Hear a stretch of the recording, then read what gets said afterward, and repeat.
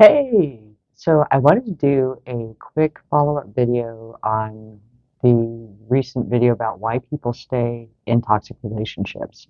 I had some feedback on that, and so I wanted to go a little more in depth about if you have been threatened with violence to stay in a situation, there are steps that you can take to get out safely. Because I know that for me, that was my personal situation where I was afraid to leave because my abuser had threatened to harm my family, my pet. Believe it or not, I had a cat then. But he had told me that if I left, he would go after my parents, he would kill my cat, and he would take my son, which was our son together. And so that fear and my knowledge from the history of the abuse that had happened in the relationship, knowing that he was capable, and that kept me there for a while. And it was that knowing that this was a real possibility, that the people that I cared about could be put in danger. And so I tried not to involve them because it was a situation that I had created unknowingly, but it wasn't their responsibility to live in danger or in fear based on my choices, especially the people that you care about. You don't want to put them in that situation. But what I finally did was I had had enough and I had made a plan. And the key element of making the plan is that the abuser cannot know that you're ready to leave, that you're trying to leave, that anything has changed as you're making your arrangements to get yourself into a safe situation. And in order to do this, you'll want to enlist the support and help of others. If you cannot turn to your family or your friends, because typically, in those situations, the abuser will do everything in their power to isolate you from your support system. And that can cause damage in those relationships to where you may not be in a position where you can draw on them, or you've drawn on them in the past and they're just kind of tired of dealing with your problem. So don't let that stop you from moving forward. There are a lot of other places that you can reach out for help and assistance. Many times, I became a police officer to help other women get out of abusive relationships and quickly discovered that they just do not have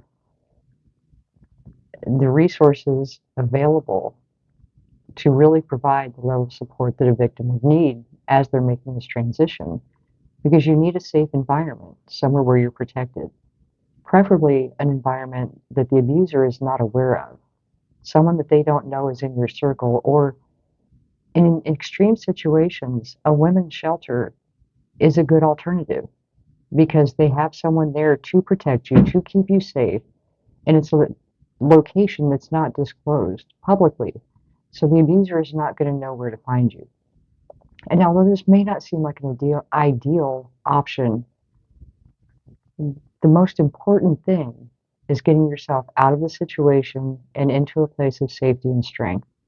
Because as long as you're around the abuser, they're going to continue to tear you down, keep you scared, keep you under their control. And that's what makes this such a dangerous time for someone who's in a relationship that's violent and where violence has been threatened if they leave. Because so many times what happens is if the abuser knows that the victim is preparing to leave, they'll harm them before they get the chance to go. So keeping your plan that you're making a secret is imperative in ensuring your safety as you get to a safer place.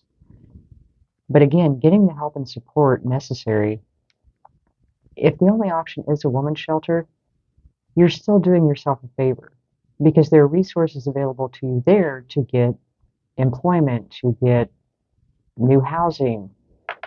And I always recommend that anyone who's leaving an abuser get a restraining order. And depending on where you're at, there may be a different process, but I know for many people, just it's going to the local courthouse, filling out paperwork, and then they generally have a hearing. But you can also communicate to them that, the reason for the restraining order is that you feel unsafe around this person, so you can make arrangements to come to the courthouse in a different way, you know, things like that. If you have shared children, obviously you're going to have interaction regarding custody and visitation. Many times, the way that this is resolved is that a family member, a friend, a relative, a third party who's not immediately involved in the situation can meet the other person at like a police station lobby to do the custody exchange so that there is no contact between the abuser and the victim directly, because that is the most imperative part of separating yourself from an abuser, is allowing absolutely no contact. They are not to have any ability to contact you through your friends, through third parties. That has to be completely cut off. And that's why this is such a dangerous time, because when an abuser starts to lose control of their victim, depending on where they're at on the scale of narcissism and sociopathy, it can become an extreme moment of panic for them, because that control is part of their stability, part of their foundation, and part of what makes them feel significant. And to lose that is to lose those feelings about themselves. And so they become panic stricken in trying to regain control of the victim, to the extent, in some cases, of homicide, where they will kill the victim so that they don't lose control of this person. And I know that for most people this seems extreme, but if you've lived it and you know what it's like to go through it, you understand that they 100% mean it when they say they will kill you if you leave. And to be in that situation is really feeling stuck, like you're between a rock and a hard place, that you don't have any options, but you do. It's just going about them in a way that keeps you safe and gets you away from them in a protected environment. And many times, because of the dynamics of the situation, you don't want to go to a friend or family member's house and bring that to their doorstep. And that's why, for transition periods, while you're removing yourself from the situation, finding new options, you have a chance to be in a safe place and get the help that you need. Because you really, once you get away from the abuser, are going to need to go back in and work on your own inner wounds, your own, all of the things that led up to you being in this situation, to ensure that you don't end up there again. Because I know from experience, it may not be the same relationship, as far as like, there may not be violence, but there could still be emotional and mental abuse in that the next relationship, where you feel like you've made a better choice and you don't see it coming because you don't understand the dynamics behind it. And then you end up with someone who, they may not be hitting you. However, mental and emotional abuse is very painful, sometimes more so than the physical abuse. But again, I just wanted to touch base on this topic because I was going on a more broad level with why people stay in toxic relationships. But in extreme cases, they stay because they're afraid they'll be killed if they try to leave. And if that is your situation, by all means, please make a plan. Start making a plan very quietly.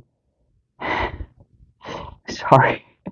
Start making a plan very quietly on how you're going to get out. Get your resources in line. Get these things ready, because you'll want to actually physically leave at a time when they're not there. Whether you know that every Thursday they go to a friend's house for several hours, or they go to work every day, or whatever the case may be, you're going to want to make a quick and quiet departure that they have no idea is coming. And then if you have a cell phone or any kind of means that they could contact you, block them, block them on social media. Let your friends and family know that they are not to find out anything about you through them. Please don't tell them. anything about where I'm at or what I'm doing. It's very important, and I just ask that you respect that for now. I can explain more later if you want me to, but again, I'm very big on you don't owe anyone any explanation. You have to do what's best for you. And the no contact again is imperative because they are going to be frantic to find you, to try and get back into some sort of connection with you so they can start to manipulate you back into their control. So, again, if this is your situation, please take it very seriously because you deserve so much better. And once you get away from the abuser and you heal what was going on inside of you that attracted you to that person to begin with, because we all know it doesn't start like that. They don't come across as who they really are in the beginning of the relationship. They win you over. They have you believing that they're this wonderful person, and then slowly but surely it turns into this mess where you're terrified, you don't know what to expect, and if they have a bad day, that's going to make a bad day for you, even if it's nothing you've done. Like you have nothing to do with their negative behavior. They're going to blame you for it, but it's really them. And being in that constant environment of uncertainty, of threat to your physical safety, eventually you'll end up developing disease. Your mental and emotional stability is gone because of the gaslighting and having you questioning your own thoughts and your own reality. It's just so toxic and it's such a negative place for someone to be in. So please do find a way to get yourself to a place of safety, make your plan, get your support in place, go absolutely no contact, work on healing the wounds that created that dynamic within you so that once you get past this, and you will, it's not easy.